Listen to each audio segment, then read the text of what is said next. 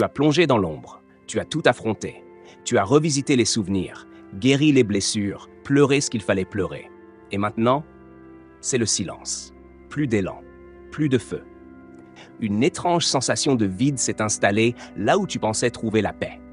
Le plus troublant, c'est que tu ne comprends pas. Tu devrais te sentir mieux, soulagé. Mais à la place, une question t'habite. Ai-je cassé quelque chose en moi? Et si ce n'était pas une erreur? Et si ce silence, ce calme inquiétant, n'était pas l'échec, mais la preuve que ton âme venait simplement de s'arrêter? Il y a une vérité dont personne ne parle à propos du travail de l'ombre. Une vérité que Carl Jung connaissait, mais qu'il a rarement exprimée clairement. Lorsqu'on termine ce voyage intérieur, lorsqu'on a remonté les couches d'humiliation, de blessures, d'abandon, de peur enfouie, on ne ressent pas seulement du soulagement. On ressent autre chose. Quelque chose de fondamentalement différent. Presque étrange. Jung écrivait « L'effondrement du persona est souvent confondu avec la dépression ». Il savait que ce que beaucoup prennent pour une chute est en réalité une mue. Parce que quand tu fais un vrai travail sur toi-même, quand tu regardes en face les parties que tu rejetais, ton système entier de motivation se désagrège. Et ce n'est pas une maladie, c'est une transformation. Pensez. Pendant des années, peut-être des décennies, tu as été poussé par des forces invisibles, le besoin d'être aimé, la peur du rejet, l'obsession de prouver ta valeur, la terreur de ne pas être suffisant. Ces moteurs inconscients te maintenaient en mouvement. Ils te donnaient une direction, mais une direction construite sur des blessures. Et quand ce système s'effondre, quand ces voix s'éteignent, tout s'arrête. Tu ne sais plus pourquoi tu te lèves le matin. Tu n'es pas malheureux. Tu es vide. C'est ce que Jung appelait la nigredo, la phase noire de l'alchimie psychique, la mort symbolique, nécessaire avant toute renaissance. Mais notre culture ne nous y prépare pas. On nous apprend que la guérison, c'est se sentir bien, que le progrès est linéaire, que les efforts paient, que le bonheur est une destination.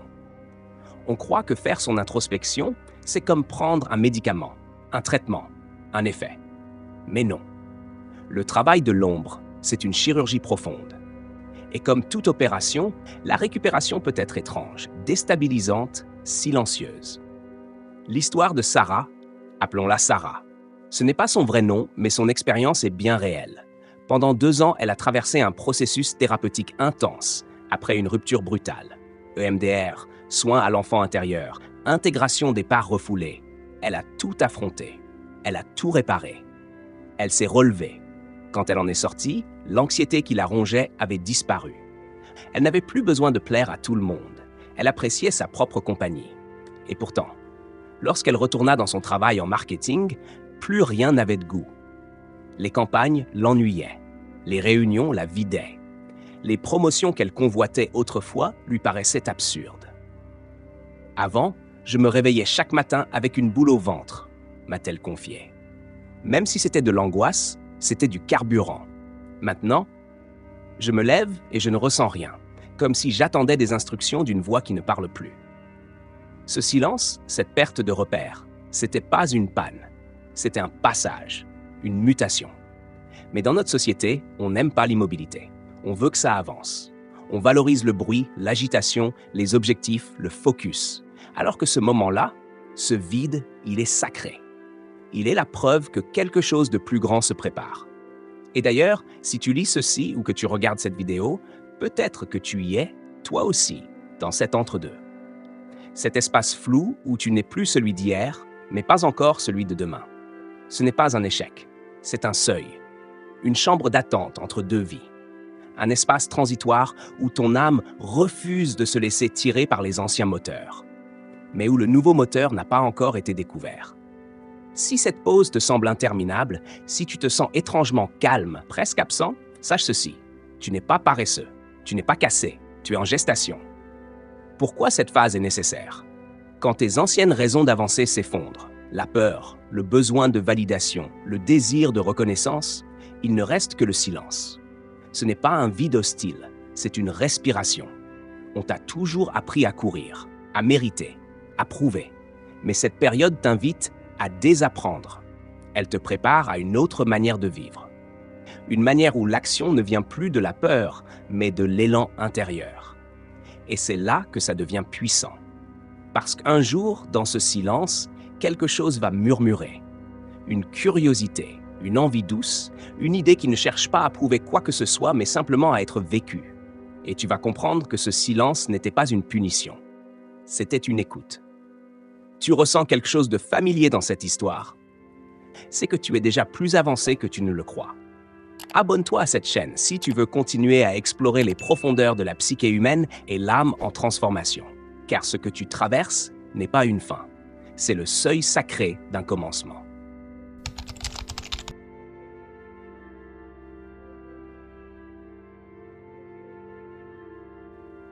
Ce n'est pas un moment spectaculaire.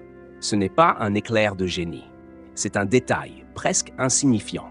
Une sensation infime, une respiration un peu plus libre que la veille. C'est comme voir le lever du soleil sans s'en rendre compte, jusqu'à ce que tout autour de toi soit baigné de lumière. C'est ainsi que la véritable motivation revient. Pas celle qui te hurlait dessus pour que tu te lèves. Pas celle nourrie par la peur d'échouer ou le besoin de faire tes preuves. Non, celle qui surgit sans effort, portée par la vérité de qui tu es en train de devenir. Prenons l'histoire de David, un architecte accompli, des années de carrière brillante et 3 longues années de thérapie pour explorer les racines de ses blessures. Le besoin de reconnaissance paternelle, la peur de l'échec, le sentiment de n'être jamais assez. Il a fait le travail, jusqu'au bout. Et un jour, alors qu'il avait tout guéri, il retourna à son bureau, ouvrit son ordinateur et sentit un profond malaise.